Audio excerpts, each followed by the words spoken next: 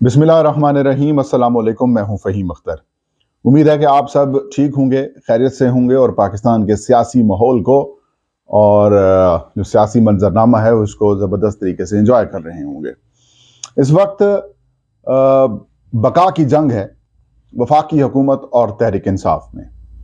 तहरीक इंसाफ को बका की जंग इसलिए दरपेश है क्योंकि इमरान खान डिमांड कर रहे हैं नए इंतखाबात की। वफाकी हुकूमत को बका की जंग यह है कि इमरान खान के दबाव से किस तरीके से बचा जाए और किस तरीके से जो असम्बलीज की मुद्दत है उसको मुकम्मल कराया जाए और इंतखाबात को अवॉइड किया जाए। कुछ नई अपडेट्स सामने आई हैं और उसके बाद आपको हम बताएंगे कि कौन सी ऐसी 5 से 6 बड़ी वजूहात हैं जिसकी वजह से पीडीएम यानी कि 11-12 सियासी जमातों का जो इत्तेहाद है वो इंतखाबात से मुसलसल भाग रहा है। नाज़रीन, आपके इल्म में होगा जब तहरीक इंसाफ वफाकी हुकूमत में थी तो तहरीक इंसाफ के ऊपर मुसलसल ये तनकीद होती थी कि अवाम महंगाई से तंग है, मुल्क में डॉलर की कीमत बढ़ती जा रही है, ज़र मुबादला के ज़ख़ायर कम होते जा रहे हैं, पाकिस्तान बैंकक्रप्ट हो सकता है, पेट्रोलियम मसनूआत की कीमतों को लेकर और हर चीज़ के अंदर जो तनकीद थी वो इमरान खान और पीटीआई पर होती थी। इमरान खान ये कहने के ऊपर मजबूर हुए कि हमने कीमतें कम रखी हुई हैं, हमने अभी महंगाई को कंट्रोल किया हुआ है। पाकिस्तान, कहते थे इमरान खान, के सस्ता तरीन मुल्क है।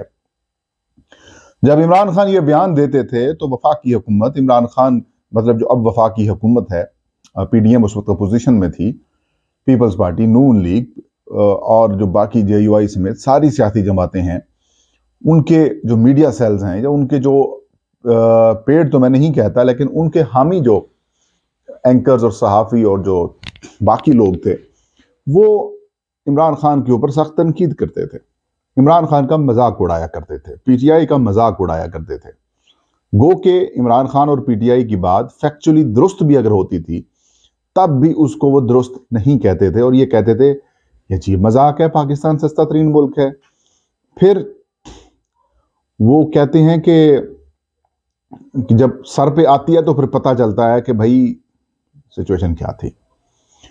यही पीडीएम की हुकूमत थी, इमरान खान के खिलाफ लॉन्ग मार्च निकाला करती थी, उस वक्त अपोजिशन में थे। इमरान खान के खिलाफ मौलाना फजलुर रहमान ने 2 लॉन्ग मार्च निकाले, पीपल्स पार्टी ने, नून लीग ने 1-1 लॉन्ग मार्च निकाला। ना तो उनको रोका गया, ना उनके लिए रास्ते बंद किए गए, ना उनके ऊपर आंसू गैस की शेलिंग की गई, वेलकम किया गया, आए बैठे जगा दें। और तो और मौलाना फजलुर रहमान के जब लोग पिशावर मोड़ के धरना दे के बैठे हुए थे तो जब बारिश हुई तो इमरान खान ने इंतजामिया को कहा कि इनको शेल्टर भी फराहम किया जाए और इनके खाने का भी बंदोबस्त किया जाए। लेकिन यही सो कॉल्ड डेमोक्रेट्स जब आते हैं, लोग अक्सर पूछते हैं कि फ़हीम साहब आप क्यों जो है वो इनके अगेंस्ट हैं, तो मैं कहता हूं कि इनके कॉल और फेल में तजाद है। ये अपने आप को डेमोक्रेट्स कहते हैं लेकिन डेमोक्रेसी की किसी अलिफ बे जीम के ऊपर इनको यकीन नहीं है और ये अपने किरदार से या फिर अपने अमल से उस पर पूरा नहीं उतरते। ये अपने मफादात के लिए कुछ भी कर लेंगे लेकिन अगर कोई थर्ड पॉलिटिकल पार्टी आने की कोशिश करेगी पाकिस्तान के मेन स्ट्रीम सरफेस के ऊपर तो ये उनके अगेंस्ट हो जाएंगे। लिहाजा मैं इनका इसलिए मुखालिफ हूँ। बाकी मेरी ना पीपल्स पार्टी से कोई ज़ाती लड़ाई है, ना मुस्लिम लीग नून से, ना जमीयत उलमा इस्लाम से, लेकिन इनके कॉल और फेल में तजाद है। अब डिस्कस करते हैं इमरान खान साहब को। इमरान खान की एक ही डिमांड है कि नए इंतखाबात का जो वक्त है या फिर जो तारीख है वो हमें दी जाए, उसके बाद आपके साथ हमारी सुलह है। हुकूमत इसके ऊपर आ नहीं रही। पहली इतलात ये आई कि इमरान खान को इंगेज किया जाएगा मुज़ाकरात के ज़रिए, टॉक्स के ज़रिए, बातचीत के ज़रिए, लेकिन ऐसा जो है वो कल नज़र नहीं आया। ख्वाजा साद रफ़ीक आजकल बहुत ज़्यादा एक्टिव हैं, बहुत ज़्यादा मुतहर्रिक हैं क्योंकि जो लाहौर है वो मुस्लिम लीग नून के हाथ से निकलता हुआ दिखाई दे रहा है। मैं आपको वजूहात बताऊंगा कि मुस्लिम लीग नून क्यों सटपटाई हुई है, पीपल्स पार्टी क्यों परेशान है, पीडीएम की पूरी जो हुकूमत है उसकी जो जमातें हैं वो क्यों इंतखाबात से भाग रही हैं। सबसे बड़ी और अहम वजह यह है कि इस वक्त अगर बतौर सियासी जमात और बतौर सियासी रहनुमा अवाम में अगर किसी की मकबूलियत आपने देखनी है तो वो टॉप करते हैं इमरान खान और चेयरमैन और तहरीक इंसाफ। कोई भी सर्वे करवा लें, इवन के सरकारी इदारा महकमा शुमारियात भी अगर सर्वे करवा लेती है, तब भी उनको आपको अंदाजा हो जाएगा कि इस वक्त most popular leader and the most popular political party जो पाकिस्तान की है वो कौन सी है। एक तो इमरान खान की मकबूलियत बहुत ज़्यादा है, तहरीक इंसाफ की मकबूलियत बहुत ज़्यादा है, और इसी मकबूलियत की वजह से वो खाइफ हैं कि कहीं ऐसा ना हो कि इमरान खान की ऐसी हवा चले और फिर हम सारे ख़त्म हो जाएं। तो वो चाहते हैं कि हम कुछ ना कुछ ऐसा करके जाएं अगले 6-7 महीनों के अंदर या 8 महीनों के अंदर, तो फिर हम कुछ मुंह दिखाने जोगे रहें, वरना हम फारिग हो जाएंगे। मकबूलियत तो एक बड़ी वजह है। दूसरा, नाकिस कारकर्दगी। इमरान खान की हुकूमत के ऊपर जो जो ये तनकीद किया करते थे वही इनके गले पड़ी है। इसको अगर एक उर्दू की बेहतरीन लुगत में कहें कि ये थूका हुआ चाटने वाली बात है। जो जो इन्होंने बातें की वो इनके सामने आई। मिसाल के तौर पर महंगाई, सुनामी महंगाई कहा गया, इमरान खान खा गया मुल्क को। पेट्रोल महंगा, डीजल महंगा, बिजली महंगी, गैस महंगी, खाद नायाब, चीनी महंगी, आटा महंगा, फलां चीज महंगी। वो ये सारी चीजें इन्होंने आके उनकी कीमतें डबल ट्रिपल कर दी हैं। इमरान खान ने पेट्रोलियम मसनूआत के ऊपर कैप लगाया हुआ था। पेट्रोल को उन्होंने रखा हुआ था 150, डीजल को रखा हुआ था 150। इन्होंने आते ही महंगी करना शुरू कर दी। 25 रुपए, 20 रुपए, 15 रुपए, 25 रुपए। सूरत हाल ये हुई कि इनके दौर में पाकिस्तान की तारीख में सबसे ज्यादा जो पेट्रोलियम मसनूआत की कीमतें हैं उन तक पहुंची। पेट्रोल जो है वो 250 रुपए तक पहुंचा, डीजल भी 250 को क्रॉस किया, लेकिन इनको शर्म नहीं आई। अभी भी इमरान खान के खिलाफ ये बातें कर रहे हैं और पीटीआई के खिलाफ बातें कर रहे हैं, और ये कहते हुए दिखाई दे रहे हैं हमें एहसास है। किधर है एहसास? तो नाकिस कारकर्दगी दूसरी वजह, पेट्रोलियम मसनूआत की कीमतों में इजाफा और मुसलसल इजाफा, कमी ना करना, बावजूद उसके कि आलमी मार्केट में पेट्रोलियम मसनूआत की कीमतें कम हुई हैं, ये नहीं कर रहे। तो ये तीसरी बड़ी वजह। चौथी अहम और बड़ी वजह जो है वो मईशत को कंट्रोल ना कर पाना है। इकोनॉमी के सब्जेक्ट के ऊपर इन्होंने अपने 2 साइंसदान लेके आए। पहला साइंसदान मिफ्ता इस्माइल था। वजारत से हटने के बाद मिफ्ता इस्माइल को अब सारी चीजें सच दिखाई दे रही हैं, जो कि पहले बड़े होपफुल थे। फिर इन्होंने ये के आए अपना इसहाक डार साहब को। साइंसदान साहब इन्होंने भी आके कहा कि 200 से कम लेके आऊंगा डॉलर, 200 से ऊपर, मतलब 230-25 के ऊपर ट्रेड हो रही है उसकी। इसहाक डार के हवाले से एक बड़ा जबरदस्त किस्म का लतीफा वो आपकी नजर करता हूं, बताता हूं आपको कि वो लतीफा ये है कि एक इलाके में, एक गांव में कफन चोर था।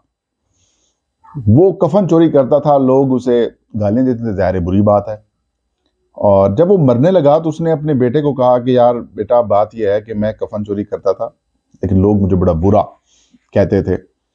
जब मैं मर जाऊं तो कोई ऐसे काम करना कि लोग मुझे अच्छे लफ्जों में याद करें।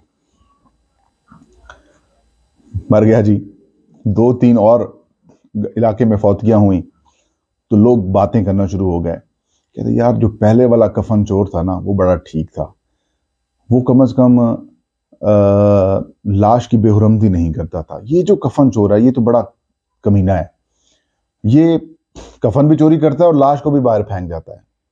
तो लोग जो हैं, और इसहाक डार और जो मिफ्ता इस्माइल साहब हैं, उनके ऊपर ये लतीफ़ा ज़रा परफेक्ट आता है।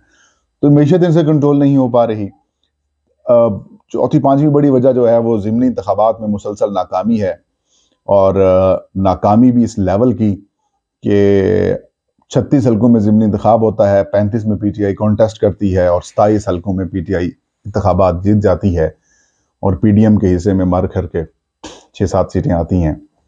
तो समझ नहीं आ रही कि 75% नशिस्तें पीटीआई जीत गई है, तो हम इमरान खान का अब कैसे मुकाबला करेंगे। तो ना सिर्फ सीटें जीती पीटीआई ने, बल्कि तहरीक इंसाफ ने 36 में से 35 हल्कों में जो कॉन्टेस्ट किया वहाँ पर 18-18.5 लाख वोट हासिल किए।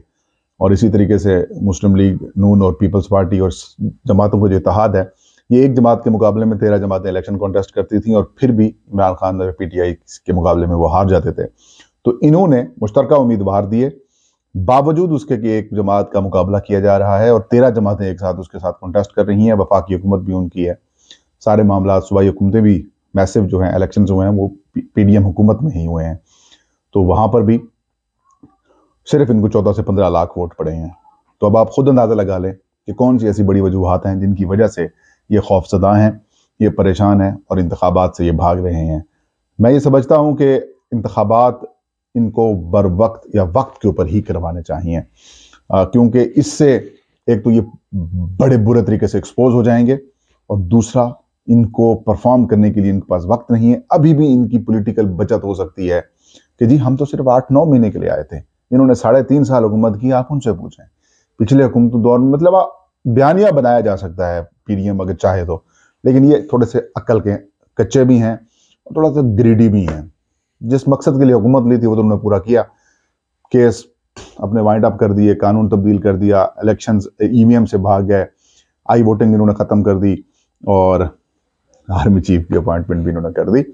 तो सब कुछ तो अब इनके कंट्रोल में है, लेकिन अवाम में मकबूलियत इनके कंट्रोल में नहीं है, और जो बयानिया ये बनाने की कोशिश करते हैं वो अगले 2 दिनों में पिट जाता है। तो परेशानी इनके लिए ज़्यादा है। ये था आज का वीलॉग। इंशाल्लाह नेक्स्ट वीडियो में नई खबर नए शो के साथ हाजिर हूँगा। फ़हीम अख्तर को इजाज़त दीजिए, आपके फीडबैक का इंतज़ार रहेगा। अल्लाह हाफ़िज़।